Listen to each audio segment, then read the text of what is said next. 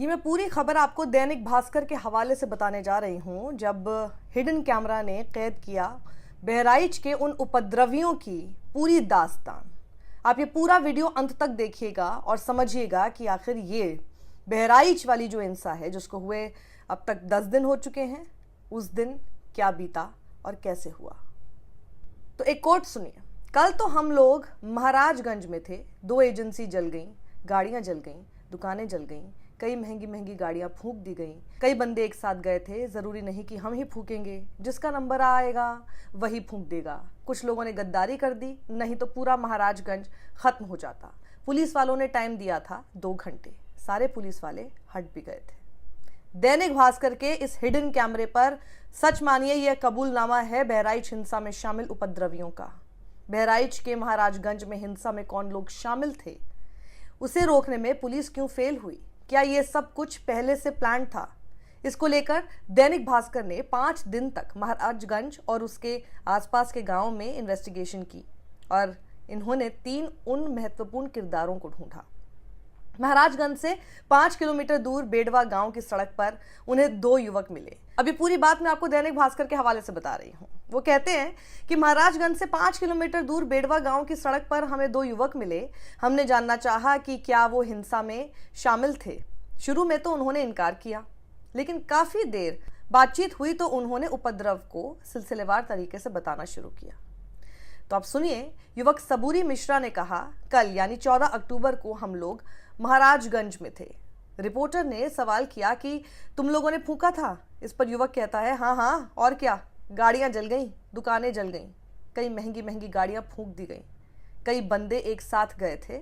जरूरी नहीं कि हम ही फूकेंगे, जिसका नंबर आएगा वही फूंक देगा। दूसरे युवक प्रेम मिश्रा ने कहा कि कुछ लोगों ने गद्दारी कर दी, नहीं तो पूरा महाराजगंज खत्म हो जाता। पुलिस वालों ने टाइम दिया था 2 घंटे। इस पर पहले युवक ने कहा कि तभी तो सारे पुलिस वाले हट भी गए थे। कुछ आदमी गद्दारी कही गए ने पूरा महाराजगंज खत्म हो जाता। इस वाले टाइम दी ना 2 घंटा का। लोग जनता पूरी पागल हो गई कि अब एक बार मुसलमानों को गिरा देना है। क्या समझो, ये एजेंसी जल गई, गाड़ियां जल गई, तो दुकानें जल गई। तो कई बंदे थे, अब कोई हम जरूरी थोड़ी ना हम ही फूकेंगे, जिसका नंबर आ गया है वही फूक देगा। तो सारे पुलिस वाले हट भी गए, सारे हरदी थाने के थे जो हमारे क्षेत्र के, ये वहाँ मौजूद थे। अच्छा, मूर्ति में, ठीक। इन लोगों ने गद्दारी की वहाँ। ये सारे सस्पेंड हो गए हैं, दूसरे आए। दोनों युवक जिस उपद्रव की बात बता रहे हैं वो 14 अक्टूबर को हुआ था और उस दिन राम गोपाल मिश्रा की शव यात्रा निकाली गई। आसपास के गांव से सैकड़ों की संख्या में लोग शामिल हुए थे और इस दौरान महाराजगंज में विशेष वर्ग के घरों और दुकानों पर धावा बोल दिया गया। यहीं पर हीरो बाइक की एजेंसी में आग लगा दी गई। उसमें 25 से 30 गाड़ियां जलकर राख हो गईं। ये एजेंसी अरुण शुक्ला के नाम से है, लेकिन इसमें पैसा सिराज का लगा है। भीड़ में शामिल लोगों को ये बात पहले से पता थी और इसी के बगल में लखनऊ सेवा अस्पताल भी फूंक दिया गया। यह भी एक मुस्लिम का ही था, जैसे चिन्हित किया गया हो। विधायक की इजाजत के बिना पुलिस मामूली एफआईआर भी दर्ज नहीं करती।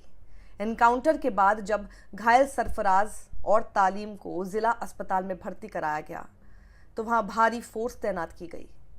दैनिक भास्कर की टीम की मुलाकात हरदी थाने में तैनात एक पुलिस अफसर से हुई और दैनिक भास्कर इनकी पहचान उजागर नहीं कर रहा है। पुलिस अफसर ने विधायक को लेकर एक बड़ा खुलासा किया है और उन्होंने बताया कि विधायक से पूछे बिना आसपास के 4 थानों में 151 मामूली केस तक में एफआईआर दर्ज नहीं होती।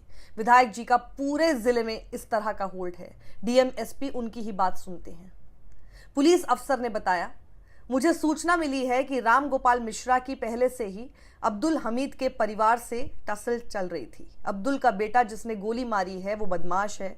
अगर दोनों में विवाद नहीं होता तो राम गोपाल सिर्फ अब्दुल के घर का ही झंडा नहीं उखाड़ता। वहां तमाम मुस्लिमों के घर हैं जिन पर झंडे लगे हैं। एक आया, हाथ से इशारा किया, छत से 3 लोगों ने भी हाथ हिलाया। दैनिक भास्कर ने इस हिंसा में लापरवाही पर हटाए गए तत्कालीन थाना प्रभारी एसके वर्मा से मोबाइल पर बात की। उन्होंने बताया, महाराजगंज कस्बे में विसर्जन के लिए 15 से ज्यादा मूर्तियां मौजूद थीं। पूरी यात्रा साधारण चल रही थी। इस घटना यानी 14 अक्टूबर वाली घटना का पूरा विवाद हाथ हिलाकर इशारा करने के बाद ही शुरू हुआ था। घटना वाली छत जहां राम गोपाल की हत्या की गई, वहां से भी 3 लोगों ने हाथ हिलाया था। इसके बाद विवाद शुरू हो गया। मैंने उसी समय कहा था मुकदमा लिखवा दे रहा हूं, लेकिन अब गाना बजाने की बात सामने आ रही है। मुझे नहीं पता गाना बजाने की बात कहां से सामने आई है। जुलूस में बवाल होने से पहले एक व्यक्ति आए और निकल गए, इसके बाद में चीजें बढ़ने लगी। अब ये घटना पहले से प्लान लग रही है। अचानक से हुई कोई भी घटना इतने लंबे समय तक नहीं चलती। इससे पहले मैं कई बार देवी पाटन मेले का प्रभारी रह चुका हूं, उन्होंने बताया। और अब विधायक ने क्या कहा? हमने महसी से भाजपा विधायक सुरेश्वर सिंह से बात की, ऐसा दैनिक भास्कर ने बताया, और सवाल किया कि आपकी मर्जी से थानों में एफआईआर तक दर्ज नहीं होती? क्या उपद्रव की जानकारी आपको नहीं थी विधायक जी?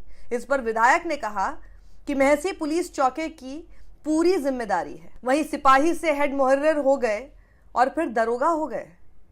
पूरी जिम्मेदारी थाना प्रभारी और सीओ की है।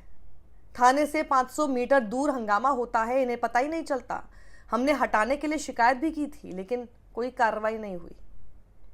घटना शुरू हुई जिसमें विसर्जन में आचार्य संदीप का गाना बज रहा था। उसमें पाकिस्तान मुर्दाबाद की बात कही जा रही थी। क्या पाकिस्तान मुर्दाबाद का नारा लगाना गलत है? पाकिस्तानियों को ही आपत्ति हो सकती है। डीजे की लीड निकाल ली गई थी। इंस्पेक्टर खड़े थे, चौकी इंचार्ज खड़े थे, उनको ले जाकर थाने बैठा लेते तो बात ही आगे नहीं बढ़ती। पूर्व विधायक बोले, रात 12 बजे के बाद घटना की हुई प्लानिंग 2-2 किलोमीटर पर लगाई आग। तो दैनिक भास्कर की टीम इसी क्षेत्र के पूर्व विधायक और सपा नेता के ओझा से मिलने पहुंची। ओझा महसी विधानसभा से बसपा के विधायक रह चुके हैं। साल 2022 में समाजवादी पार्टी के टिकट पर उन्होंने चुनाव लड़ा। उन्होंने बताया लड़का उनकी यानी अब्दुल हमीद छत पर चढ़कर झंडा फाड़ रहा था, जिसके बाद उसकी हत्या हो गई। ये केवल एक घटना थी। रात 12 बजे डेड बॉडी जिला अस्पताल में थी और भीड़ इकट्ठी हो रही थी। इसी बीच जनता ने विधायक जी यानी सुरेश्वर सिंह को खदेड़ दिया। जब उन्होंने देखा मेरा विरोध हो रहा है तो वो दंगाइयों के साथ हो गए। उसके बाद कुछ गांवों में ऐसी घटनाओं को अंजाम दिया गया। 2-2 किलोमीटर पर आग लगाई गई।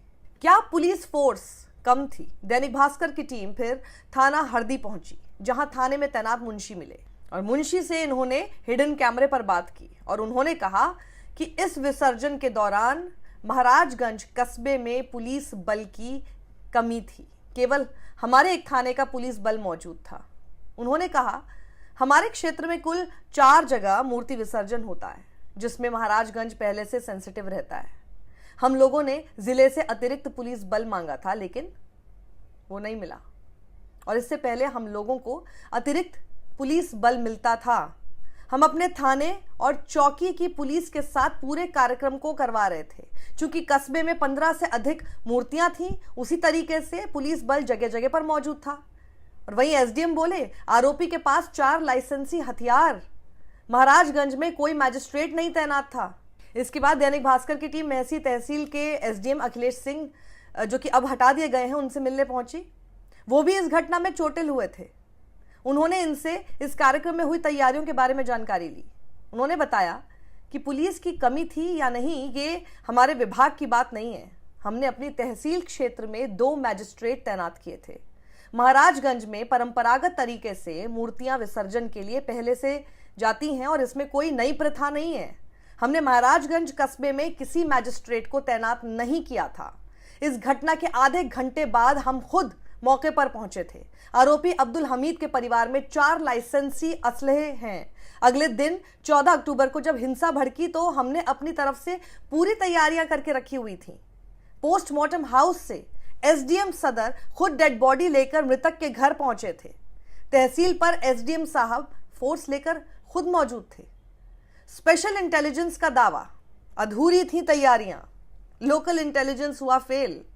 प्रशासन स्तर से कहां चूक हुई ये समझने के लिए दैनिक भास्कर की टीम स्पेशल इंटेलिजेंस यूनिट पहुंची। यहां इनकी मुलाकात केंद्र प्रभारी से हुई और इन्होंने इनसे हिंसा के बारे में छिपे हुए कैमरे पर कुछ सवाल पूछे। उन्होंने कहा कि 13 अक्टूबर को महाराजगंज में हुई घटना को रोका जा सकता था अगर मौके पर पर्याप्त पुलिस बल होता, लेकिन वो था नहीं। राम गोपाल मिश्रा की हत्या के बाद क्षेत्र में तनाव की स्थितियां बढ़ने लगी हैं। अगले दिन 14 अक्टूबर को उसकी डेड बॉडी गांव पहुंची। लोग उसको लेकर तहसील तक पहुंच गए थे। साफ तौर पर पुलिस की लापरवाही नजर आती है और कहीं ना कहीं लोकल इंटेलिजेंस का फेलियर तो है ही। इस पूरे मामले को लेकर एसपी वृंदा शुक्ला से भी बात की गई और उन्होंने माना कि पर्याप्त पुलिस बल मौके पर मौजूद नहीं था, लेकिन इस बात से साफ इनकार किया कि पुलिस कर्मियों ने उपद्रवियों को किसी तरह की हिंसा करने की छूट दी थी। और उन्होंने कहा कि हिंसा करने वालों के खिलाफ कार्रवाई हुई है। अभी जांच चल रही है, जो भी घटना में शामिल पाया जाएगा उसके खिलाफ कार्रवाई की जाएगी। लेकिन बहराइच जल रहा है और ये जो घटना हुई, दैनिक भास्कर ने अच्छा किया कि हिडन कैमरा लेकर कई लोगों से बात करने पहुंचा, जो भी इसमें शामिल हो सकते थे, हैं, कबूल भी रहे हैं और ये भी कह रहे हैं कि 2 घंटे के लिए पुलिस हट गई थी। ये एक बहुत बड़ी बात है जिसकी जांच होनी बेहद ज़रूरी है, क्योंकि अगर पुलिस 2 घंटे के लिए हटी और उपद्रवियों को ये बात पहले से पता थी और इशारों में ये सारी चीज़ें हुई, सब कुछ इशारे का खेल था, सब कुछ प्री प्लान था, तो ये एक बहुत बड़ी साजिश की ओर इशारा करता है।